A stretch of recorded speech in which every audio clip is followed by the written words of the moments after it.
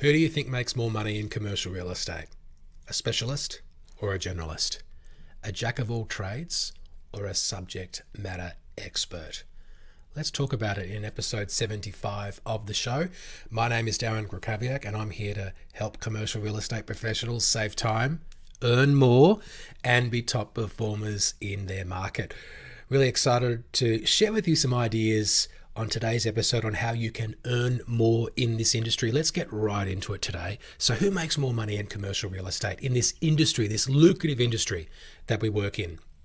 Is it generalists or is it specialists? Well, I think there's a reason why most commercial real estate service firms organize their businesses by sector speciality. There's a reason why franchisors of commercial real estate businesses provide the franchise licenses by geographic patch. And the reason why they do that is to allow their people to earn more by being true experts. Now, some people can be a little bit scared of specialization. They may feel that by specializing that they're limiting themselves in some way. They're worried that maybe they're going to miss out on an opportunity that they would have otherwise got if they didn't narrowly define their patch. But I think when you do the opposite and when you have a very broad definition of what it is that you do, who it is that you serve, and the market that you cover, you run the risk of not being able to cover any area particularly effectively. And you can often have too much territory to defend. I think that it's a lot harder to be able to answer questions on everything as opposed to having a very deep knowledge within a narrower band. Now, I want to put one caveat on this statement that you're better off specializing than being a generalist, and that is if you work in a very remote market, a very small market, and you may need to do a little bit of everything in order to survive. Unless that's the case, you should have some level of specialization. But what I want to share with you today is that you don't have to specialize in the ways that you may think you need to specialize. For example, just going after office or industrial or retail or a certain service type like leasing or sales, property management. I think there are other ways that you can be a specialist, and I want to share some of those with you today. But before we do that, I want to talk to you a little bit more about why specialization is important at different stages of your career. So if you're in the early stages of your commercial real estate career, I recommend specialization because it's going to help you craft a more compelling message for your target audience. And having a more compelling message and being able to talk confidently about a certain slice of the market is going to compensate for the lack of track record, experience, and relationships that you have in those early stages of your career. And I think specialization then continues to be a good strategy because as you progress in your career, you start to become known for something. And if you can become so well known for something and so competent at it, you will start to be seen as a go-to expert. And when you're a go-to expert in your slice of the market, that's when you're in a great position because people will start to approach you for advice. You'll be the first to know about new opportunities in the market. You'll know about them before others, which means you're potentially going to be appointed without even having to bid for work. And in circumstances where you do still need to bid, you've got the strategic advantage of having known about the opportunity before anyone else. So you're still in a much better position to win the work. So how do you get started with specialization? What do you need to do? I think if you're going to try and be positioned as a go-to expert, the first step of specialization is to make a commitment to know a certain slice of the market better than anyone else. Now, if you're in a really saturated market, you might think, well, the only way that I can know any part of the market, or the only way I can know that market better than anyone else is through years of experience. And that may be the case. But I think you do have the opportunity to narrow your focus and to decide that this subset of the market is what I'm going to know better than anyone else. So a way to do this could be, for example, just to walk the streets of the market that it is that you're going to target. Get to know the buildings, get to know who's in them, get to know who owns them.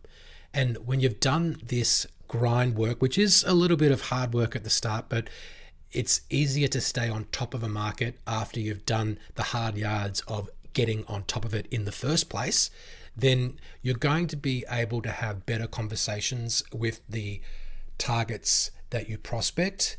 And the work that you've done by walking the streets and getting to know the buildings, the owners, etc., will actually give you a list of prospects to start opening up conversations with. It will give you something to talk about once you do connect with them because of all that field work that you've done. And having done the field work will give you confidence to speak with people with more competence because you know that you've actually done the work that's required to position yourself as a credible expert in that market. So I did mention before that there are a number of ways that you can potentially position yourself as an expert beyond just looking at those three main sectors of office, industrial, and retail. And I would say that when it comes to those three mega sectors of our industry, that you can also specialize within them. So when it comes to industrial, you could become a factory specialist. You could become, when it comes to warehouses, you could really get into automation. You could get into refrigerated warehouses. Looking at office, you could specialize in big shiny buildings, in strata offices, in business parks, for example. And when it comes to retail, of course, you can specialize in neighborhood centers, big box, strip or high street retail, or big regional shopping centers. So outside of those three sectors, though, let's look at some other sectors that you can specialize in. And some of them are actually ripe for the picking, I think, because they are growth areas which are increasingly investment grade properties. So they've got great prospects. So as you're looking for areas to specialize in, we want to find areas that are growing potentially and that perhaps are not yet saturated. And I would put areas like healthcare, aged care, and childcare, at least in Australia, into that category. I would also look at hotels, pubs, other venues like that, resorts as an area. Golf courses is another one. Multifamily, as they call it in the United States, which is more sort of called build to rent here in Australia, is a category which is increasingly growing in Australia, but has always been a commercial real estate class in the United States. And of course, there's agricultural land, there's development sites, and then there's just land itself. So there are a number of sectors that you can target when it comes to picking out a specialization. Now, when it comes to geography, yes, you do need to have some limit to where it is that you are going to be targeting your efforts. Now, some people have the whole country is their area, or some people even look at regions, but generally it's within a country, and you can go tighter than that. You can, if you're in a really built up area, you might decide that this city block is going to be my area of specialty, or it might be a certain suburb or a certain estate, etc. So understanding the geography that you're targeting, the sector or sectors. Deal size is another area, whether that's in terms of the number of square meters or square feet of the asset, or in terms of the values. So the typical values that people look at, 1 to 5 million, 5 to maybe 20 million, 20 to 50 million, 50 million to 100 million, 100 million and over are the sort of deal sizes where people are typically targeting. And you could even go within a narrower band and then sort of stretch yourself beyond and below the band that you initially pick in order to grow into a bigger slice of the market. You can look at ownership structure. So strata, for example, or freehold or leasehold is sometimes relevant in some markets. You can look at the client type. So we're looking at local investors or foreign investors. Here in Australia, the prominence of Asian investors means that there are many successful commercial real estate practices that target Asian investors, or even target specific countries within Asia. So mainland China, for example, or Malaysia, just to give you a couple of examples. You might look more at institutional owners or private owners or syndicates, or maybe you're looking at government. If you're dealing with tenants, you could look at different industries of the client. So technology, I've seen not-for-profit being really well targeted. I used to really like targeting the banking and finance sector when I did tenant representation. Lawyers are another area that you could target, professional services more broadly. And of course, there is the service line, so leasing, sales, property management, etc. I think if you're able to identify a specialization that you want to cover, which is potentially underserviced, where you believe you can become a market leader because of the characteristics of the market, because of your own characteristics, or because of your own interest in that market, then that's a great area for you to look to target. You can combine different specialization categories that I've already mentioned. So for example, you might decide that I'm going to target Asian investors who are targeting between $5 and $20 million, but you don't necessarily have to be limited to office, industrial, or retail. You could just say that I'm dealing with those particular buyers from these markets within that range. So there's many different ways to slice and dice it in terms of how you want to define your speciality. Now, when you're looking at specialization, if the target specialization that you would like to have is already well covered, as I mentioned before, just go with a narrower band when you're getting started, and then you can expand out to broaden your reach and ultimately get to your desired target once you've mastered that smaller specialization. I think mastering a smaller area will help you master principles of client service that are going to be relevant for when you do branch out. You're going to have that accumulated market knowledge under your belt, and also, of course, the confidence that you've built by getting to be the market leader within a smaller slice before getting into a bigger part of the marketplace. And the one thing I want to say to you, if you're already a subject matter expert and a market leader and a go-to person in a market, then I think the challenge for you, if you want to keep pushing yourself and keep challenging yourself, is to broaden your horizons and to start building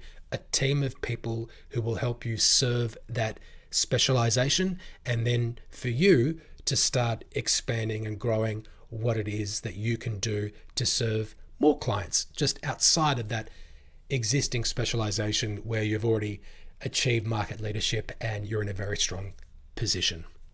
So what I've talked to you today is some content that is included within a program I run, which is called Top Performer.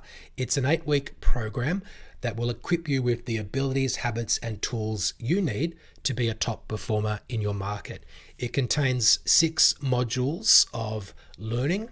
A bit of one-on-one time with me is included, and also there's more recorded content that's included within the program that will help you go deeper on the areas that we cover, like purposeful prospecting, ways to win, and building your brand. We're going to be bringing in another cohort of top performer very, very soon. And if you want to find out more about the program, and if you want me to send you some information about it when we do launch it, you can go to cresuccess.co/top performer, all one word, to register your details. And then when we invite our next cohort of students to come in and be part of Top Performer, I will send you all that information if you register for it at cresuccess.co/top performer. That's all I've got for you today. Good luck with your specialization. Thank you so much for listening, and I will speak to you soon.